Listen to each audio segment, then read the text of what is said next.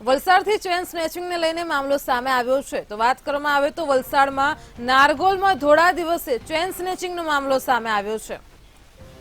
અહીં દુકાનમાં બેઠેલી મહિલા દુકાનદારના ગળામાંથી ચેન સ્નેચિંગનો મામલો સામે આવ્યો છે, જ્યારે ગ્રાહક બનીને દુકાનમાં પ્રવેશેલો યુવક સોનાની ચેન ખેંચીને ફરાર થયો હતો।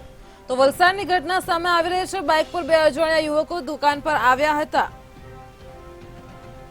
અને ચેન સ્નેચિંગની સમગ્ર ઘટના સીસીટીવી કેમેરામાં કેદ થઈ છે। તો ટીવી સ્ક્રીન પર દ્રશ્યો જોઈ શકો છો। વલસાડથી આ ઘટના સામે આવી રહી છે। સમગ્ર મામલે નારગોલ મરીન પોલીસે તપાસ હાથ ધરી છે।